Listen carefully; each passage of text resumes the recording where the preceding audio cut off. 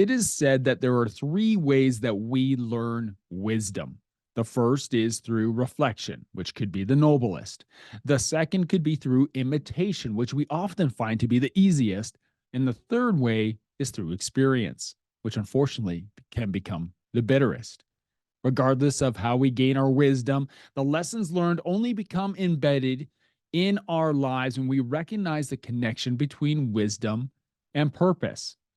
My guest today is Alain Dumonceaux, and Alain is on a mission to help you understand that that connection between wisdom and purpose is a journey that requires you to do the hard work, to unpack some uncomfortable stuff, which only the bravest of men will dive into.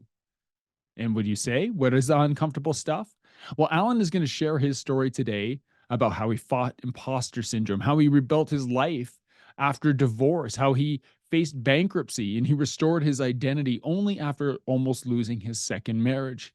He also talks about his relationship with his son, who's incarcerated, and how he's building and rebuilding a relationship with him. Alain is going to help you embody life's experiences and your experiences into living with purposeful action. Powerful episode with Alain. He is also host of the Revolutionary Man podcast and founder of the Awakened Man in the Hero's Quest. This episode with Alain Dumonceaux on the Dads Making a Difference podcast starts right now.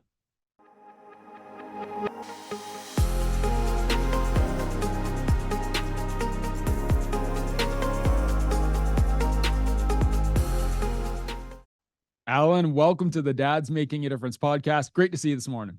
Hey, Cam, great to see you, my friend. Thanks for having me on the show. Man, I always love having an opportunity to talk to a fellow Canadian. There's so many people out there who are doing great work, and I find that so much of it is coming out of the United States. But when I came across your work, and I saw this guy's in Winnipeg, man, like I got to connect with him. Super excited. So we'll try not to drop a lot of A's in this, but it's going to happen. Yeah. Absolutely. Eh? Yeah. So, Alain, why don't you tell us a little bit about yourself? We're going to dive into the Awakened Man and the work that you're doing. I think it's fantastic. We'll get there, but give us a little background about who you are, what maybe life was like for you, and what inspired you to be a guy who's championing fathers and dads right now.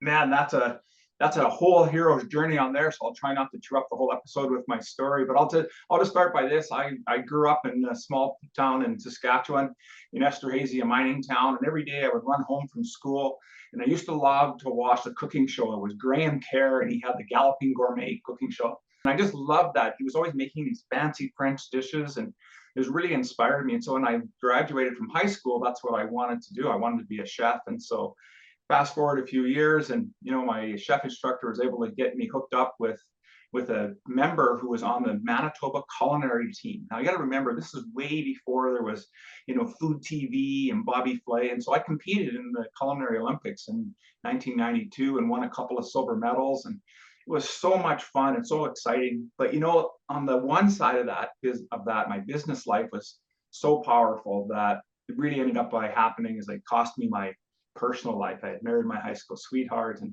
at the time, when coming not long after the Olympics, ended up by losing my marriage and actually losing everything: bankruptcy, divorce, the whole kit and caboodle, just burned it to the ground. And it's been a 25 plus year journey of recovery and redemption from that time on, and led me up to just a few years ago, and things that I thought I had learned I truly hadn't implemented, and maybe we'll get into that a little bit later. But just about lost my second marriage, and it was only through the grace of my wife to see the man inside of me that I yet had to discover and really reveal, that gave me an opportunity to truly do the work.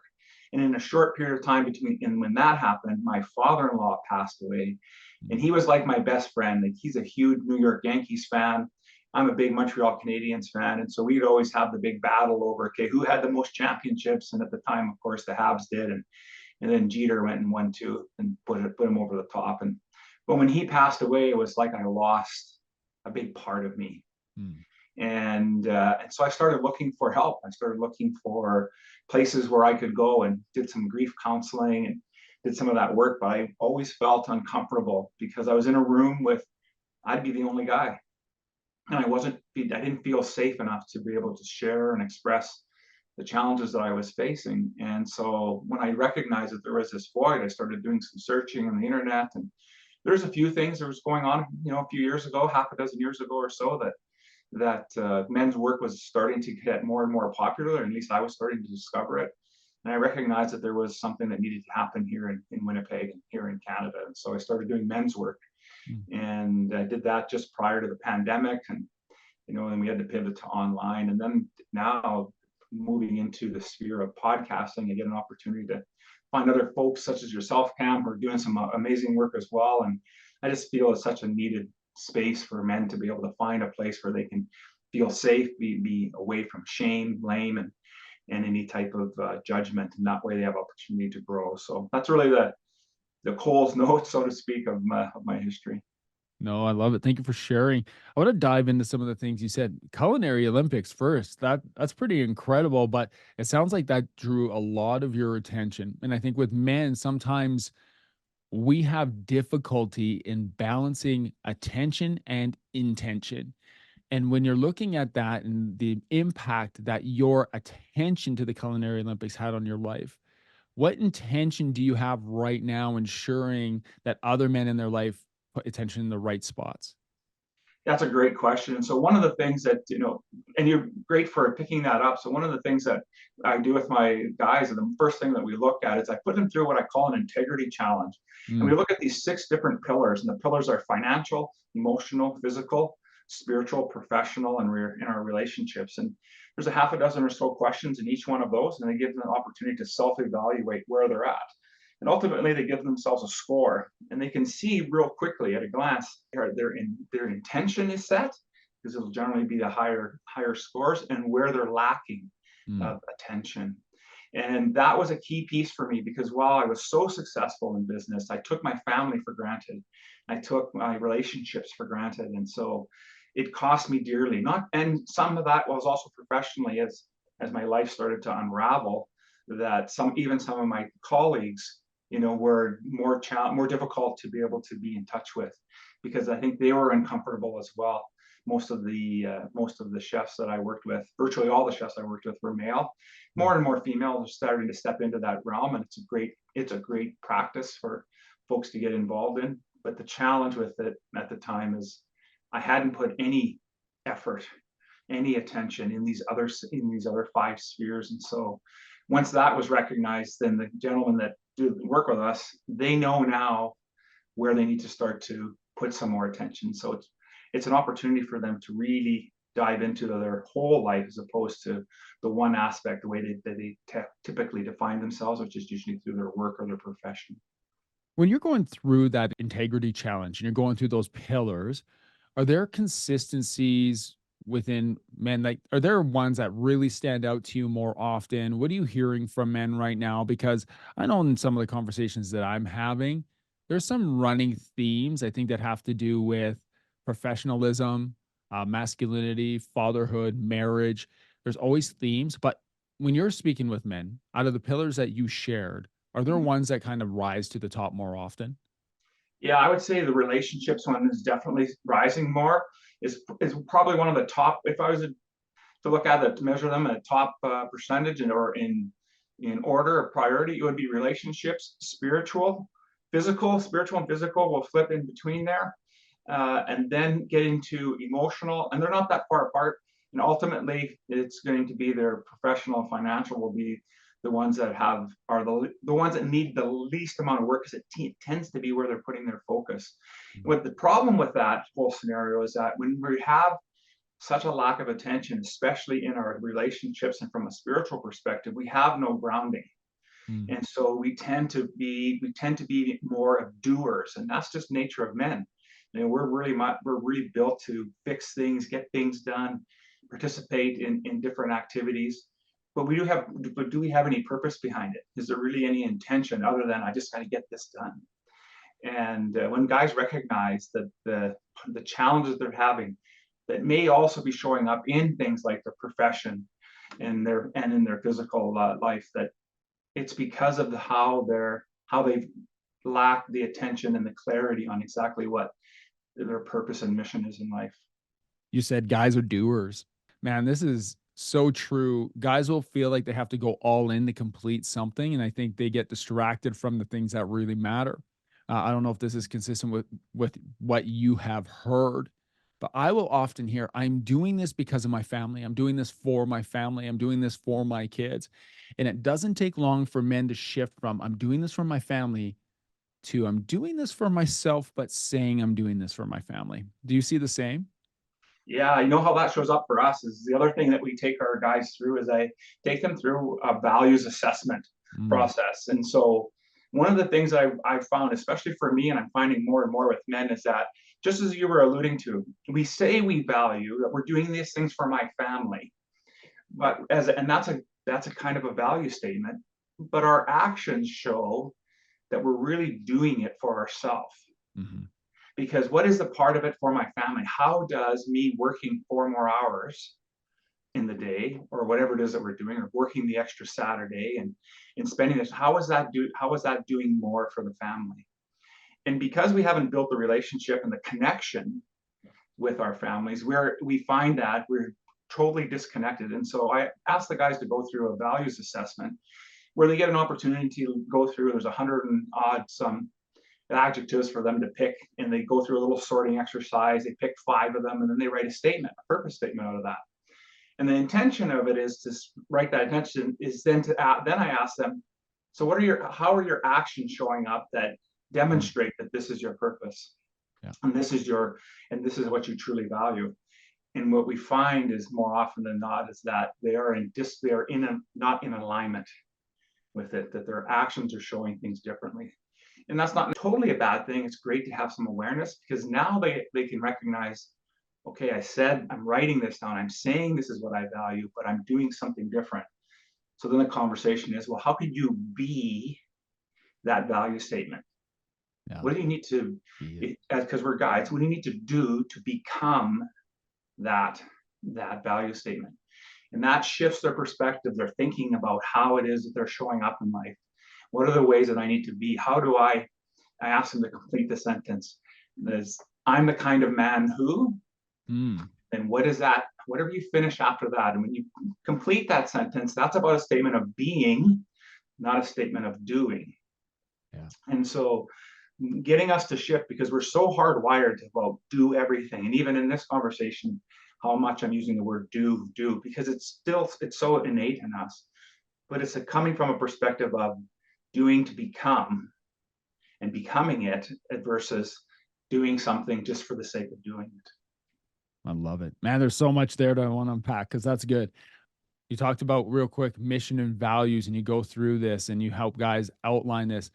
I know in our family, one of the turning points for us, our kids were quite young. My kids are 11 and 9 right now, but they were quite young when we did this. I think they were 2 and 4. And we came up with a family mission statement, a family value statement, and it's up on our wall. It's love beyond these walls, and it's a filter for what we use for our conversations as a family.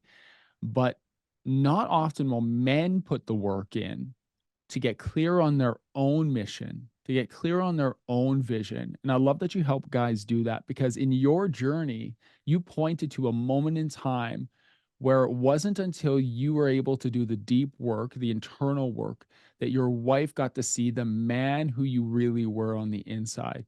And you kind of alluded to this fact that you were wearing this shell, that you were hiding who you really were. You're putting maybe on this persona, maybe this image that so many men put on, but you had to do the deep work first for her to be able to see that. And it saved your marriage, right? Absolutely. And and I was, speaking with somebody the other day about this very same topic, and I said, don't when I tell you that story, please understand that at any given moment, my wife could have decided that this was too much for her to bear. Mm, Because as I was doing my work, she was also being challenged by her friends saying, "Why would you stay with this guy? Like, wow. get rid of him." Yeah. And she didn't want to be a statistic. She recognized that there was more to me than meets the eye, that I had this facade of who I said I was. And I can remember my wife's name's Kim and just challenging me saying, "You've taken all the courses, Al, you've read all the books. Yeah. Why aren't you practicing it?" Mm, And boy, I got to tell you, when she hit me with that, what a way for us to just pull the veil off of all this hiding that we're doing. And so every day I had to ensure that I was doing my work, doing something towards it, making sure that we had regular check-ins. I continue to do that today in terms of, where we're at as a couple. And we used to do that type of thing in the early days when we were first seeing each other. But we brought that back. And I have to tell you that today, Cam, what used to be prior to all of this, that couple, that marriage is gone. There's a new foundation. And I truly believe that. I think when we try to rebuild a home and you think about it as, and I talk about life being like burnt to the ground. Yeah. Do you want to fix a half burnt house? Or do you want to start over and build it fresh with a solid foundation, a solid structure?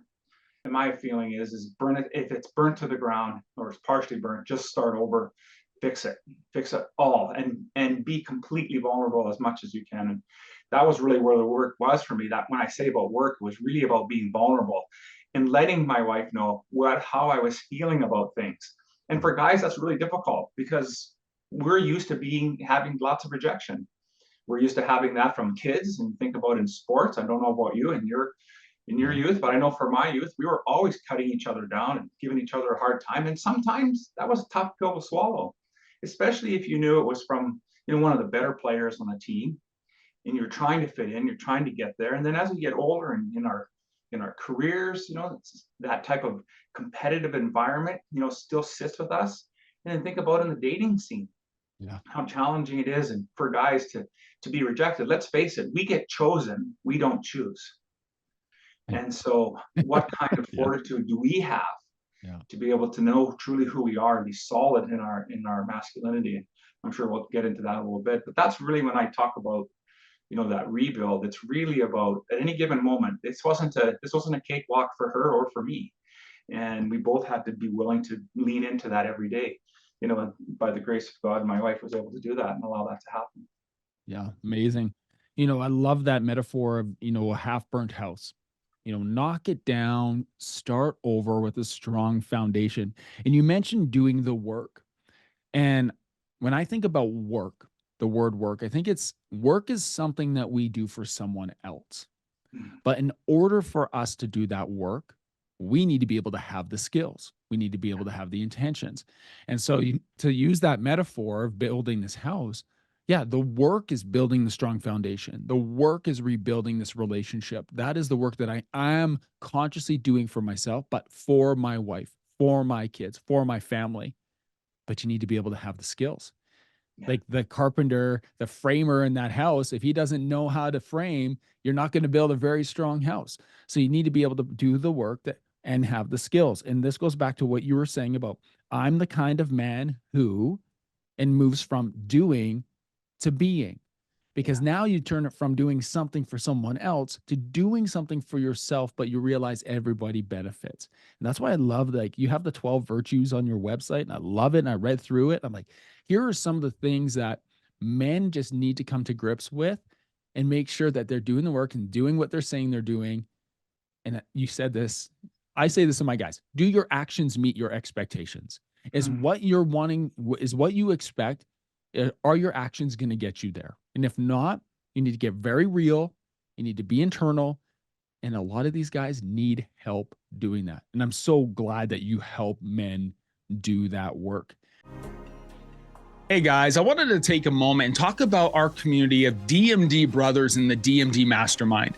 We are men who help each other to stay focused and intentional in our pursuits of personal, professional, physical, financial, emotional, and spiritual growth.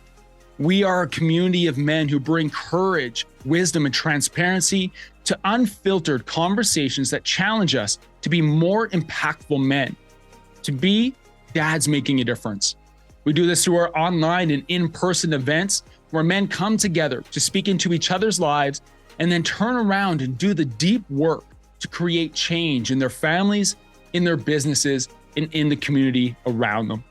If you are wondering if this community might be right for you, you can find more information on the DMD Mastermind, and you can also book a call directly with me at dmdmastermind.com. Now, let's get back to our show. Right now, I got to ask you, you've talked a lot about like your marriage and your development as a husband, but you're also a dad. Yeah. And so in your journey in working with men and through this process, how has that helped shape you to be a better father?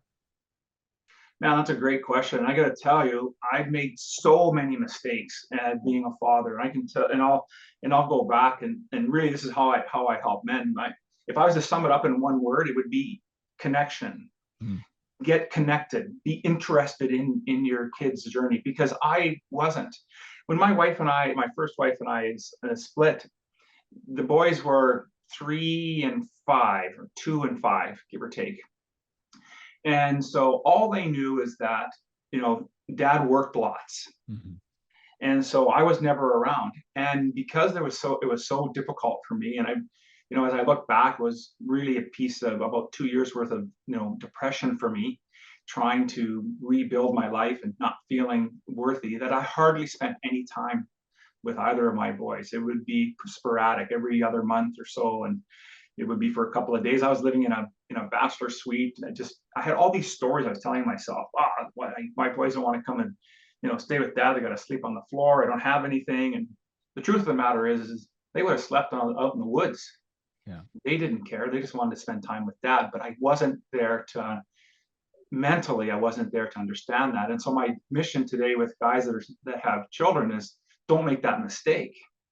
Just think that don't think for your kids that they don't want to be spending time with you. They love you unconditionally. But it's by the choices that we make will create the type of environment. I think back to the song Cats in the Cradle, and it's so reminiscent of my life, that's how my kids have turned out. That, my oldest son, he really struggles with making healthy choices, or with drugs and alcohol. And he's been in and out of incarceration since he's been 16, 15 and a half or so. And today he's still incarcerated. And my heart breaks for him, because I wasn't the kind of father that was present enough to be there with him. He's so angry at life. He's so angry with me about how life is.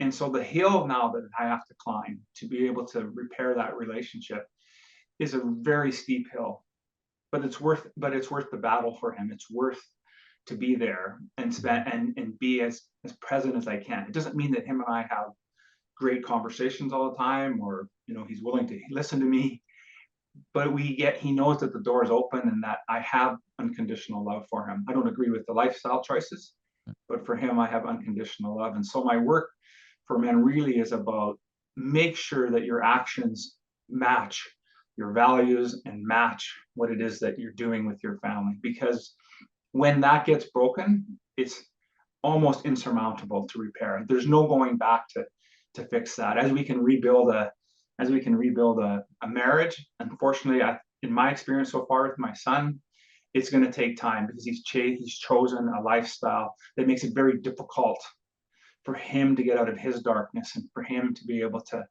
come forward. And so all we can do is all really I can do is sit there with open arms, ready for him when he's ready to make that next change.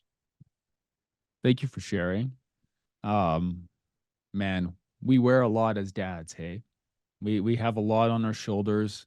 As men, we have a lot of responsibility, and I think there's a lot of times as men where we wear a lot of the responsibility for the choices of others and the things that happen, maybe in situations where we don't hold the whole responsibility.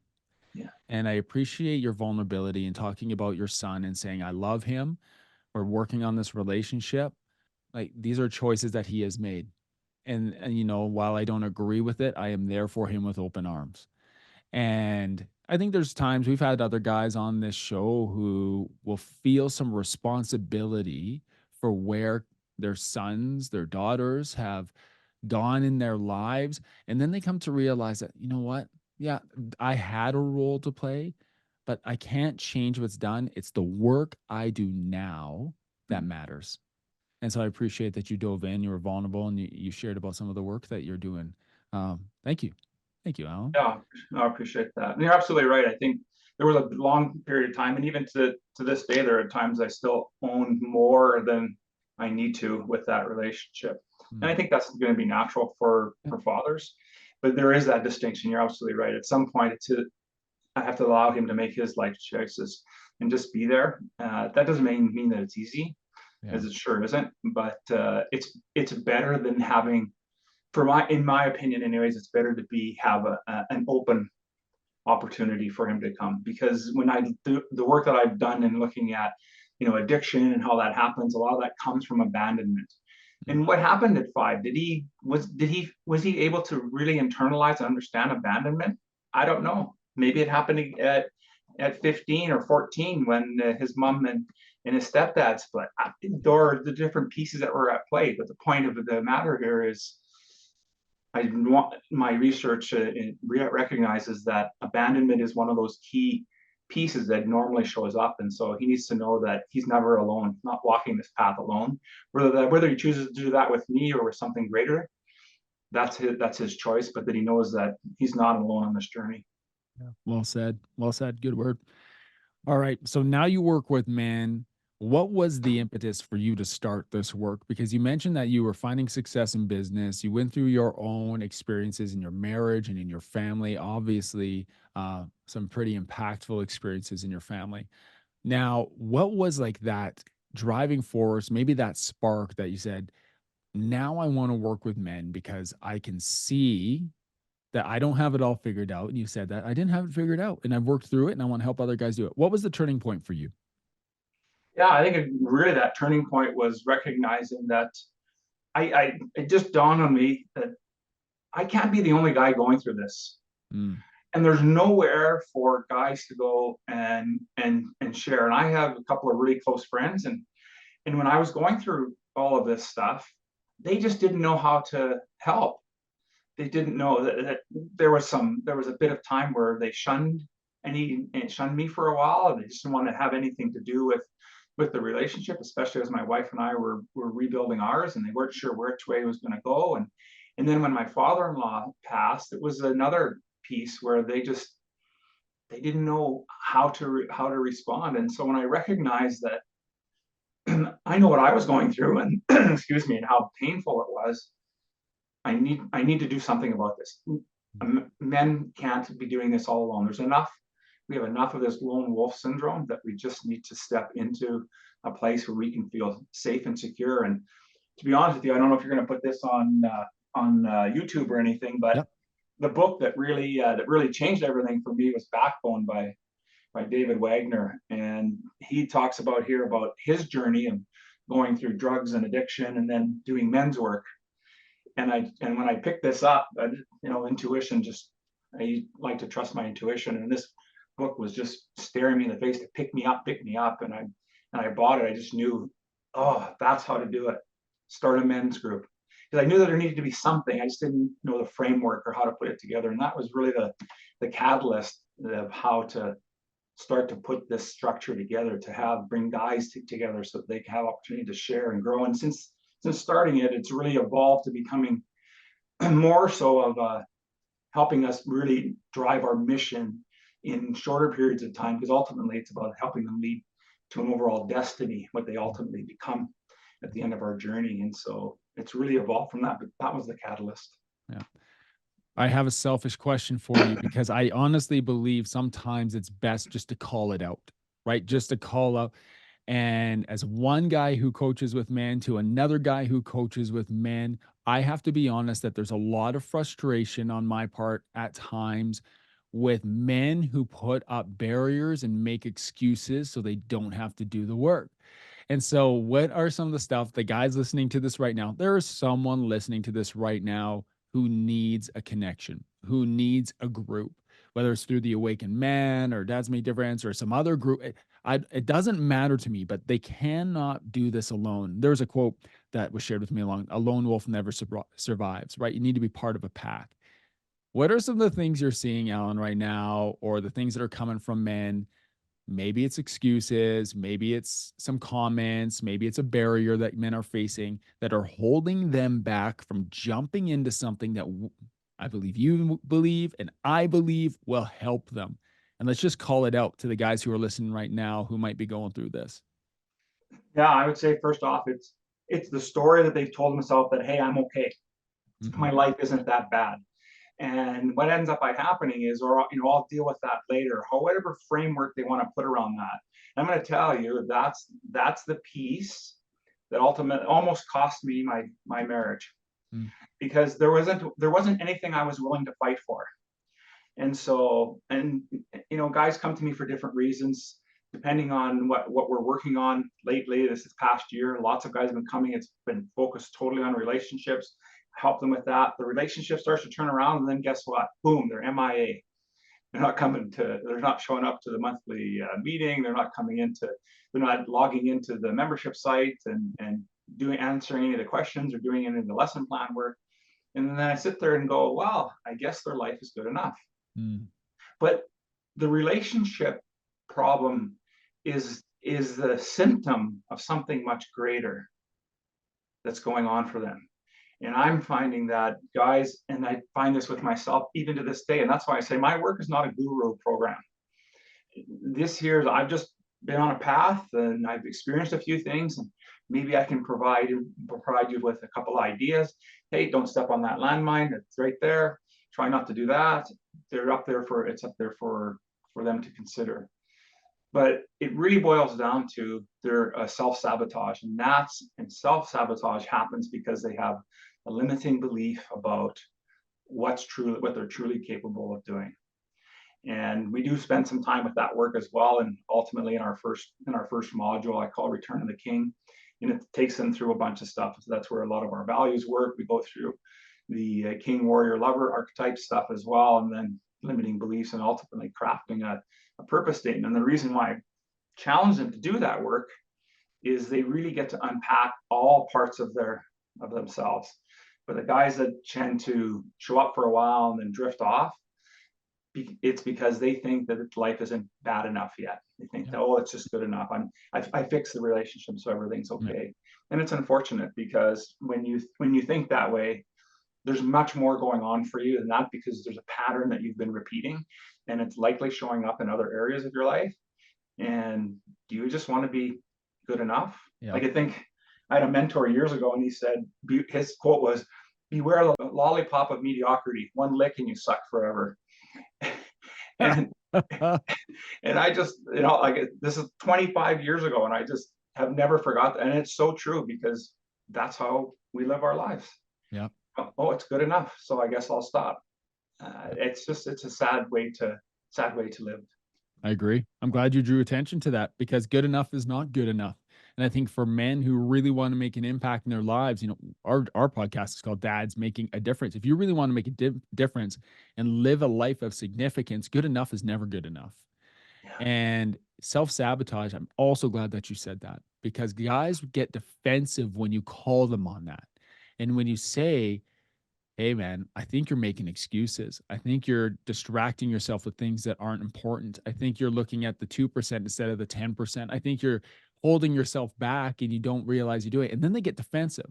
And then it takes some reminder to say, listen, this is why I'm here, to point out the blind spots, to point out, like you said, the landmines that I've experienced in my life or other men in this group have experienced, so that you don't do the same. You need to trust enough to know that we care about you, but you're sabotaging yourself, because good enough is not good enough.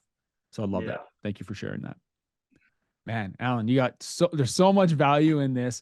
I want to go back. I always listen back to the episodes, because in this conversation, I love the flow of it, but I always learn more when I listen back to it. As a dad right now, what are you learning? As a husband, what are you learning? What are you diving into? What's an area of growth that you're excited about? Yeah, I know for me, the area of growth really that I'm totally excited about is really deepening my connection with my wife and my kids. And even though, so I have two boys, they're in their, boy, I'm getting old, man, Cam. They're in their 30s now. And, but deepening the connection. And what do I mean by that?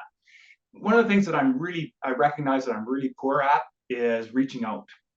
And so my youngest son, he's early 30s. How does he like to communicate? Through Messenger.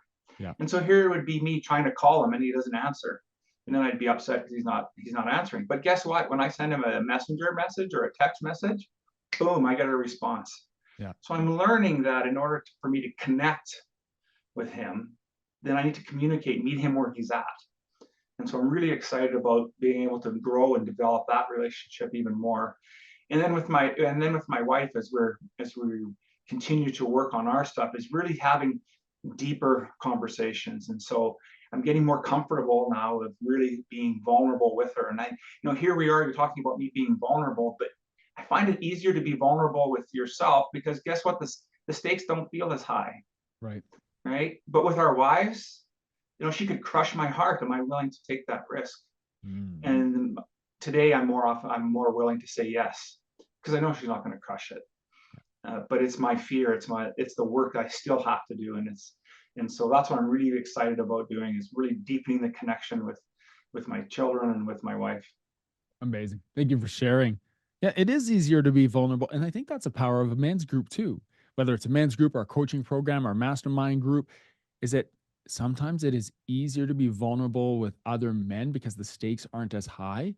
The real turning point, I'm sure you've seen this in your group, is that when the stakes become high, how powerful that is and how it primes us to do the work with the ones who are closest to us, with our wives, with our kids. So thank you for sharing.